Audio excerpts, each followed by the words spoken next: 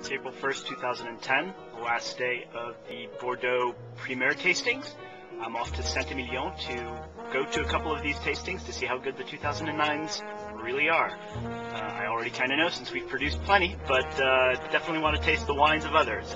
There you see Saint-Emilion in the background, so follow along with me for a morning of tastings. Here I am in the village of Saint-Emilion, and the first tasting is right behind this little door. It's the cellars of Jean-Luc Tunevin, one of the original great garagistes in Bordeaux.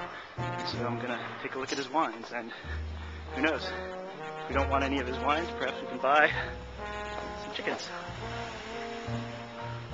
How it works is you typically walk in, grab a glass, and start tasting. The essential tool of any tasting is the crachoir. Here we are inside Jean-Luc original cellar.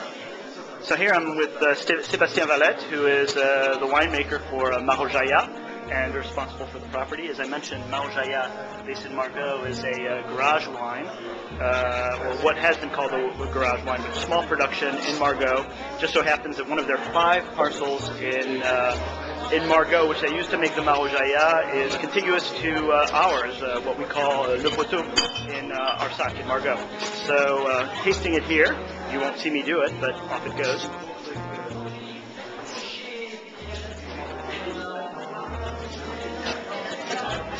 And I spit. And you're getting a lot of depth, a lot of concentration, a lot of dark fruit. The tannins are very, very dominant, but also quite balanced. So if this is what we're going to get in 2010, I think we're off to a pretty good start. So thank you, Sébastien.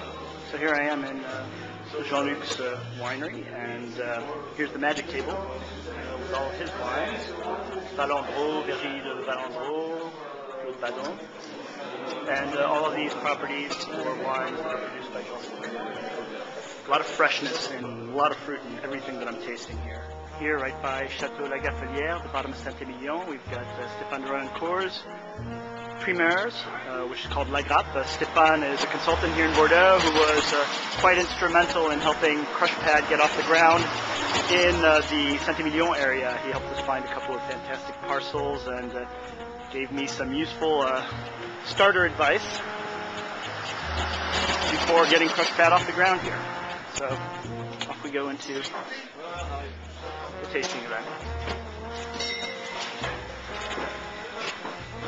So it's lunchtime. There aren't too many people here, but gives you an idea of what the tasting looks like. There's even an American producer, Boxwood Vineyards out of Virginia, that is working with Stéphane, that is showing their wine. So it's quite international.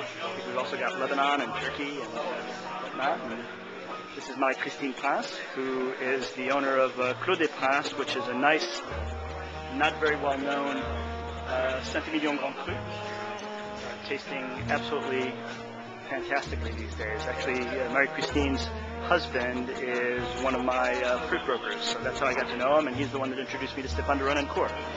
So I'm with Marie-Christine, and I'm also with Philippe Baillarguet, got it wrong, who happens to be the chief winemaker for Château d'Ozone and all of the Vautier properties, and he also has this small property, which is called, le nom de ton vin? Clos des Baies. Clos des Baies. Tu peux me parler un tout petit peu de... Clos des Baies, c'est une petite parcelle, il y a 30 arbres de vigne, ce sont que des merlots.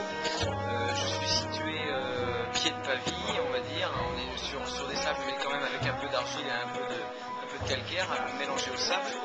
Sur des terroirs intéressants. Voilà, je fais 1500 bouteilles, c'est 5 barriques. C'est un tout petit truc, j'espère grossir un petit peu quand même. Au moins que ce soit un petit peu plus raisonnable, on va dire. Je ne veux pas dépasser l'hectare, de toute façon. Et puis voilà. So in addition to what he does at Château d'Ozone, he's got his small production, 5 barrels of wine from a parcel located just right next to Château Pavie, called Clos des Baies. Clos des Baies, yes. Which I've had the pleasure of tasting at his brother's shop in Saint-Emilion, and it is very, very tasty. Certainly worth discovering, but tough to find because there are only 5 barrels worth of production. Thank you. Merci. Yes.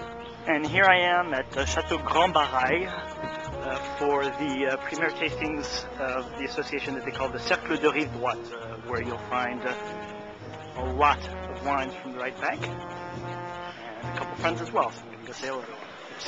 Lunch, hey, there's a man I know, Fabrice Dubourdieu, winemaking consultant, and son of Denis Dubourdieu, who's probably one of the best known white wine consultants, and a fantastic educator.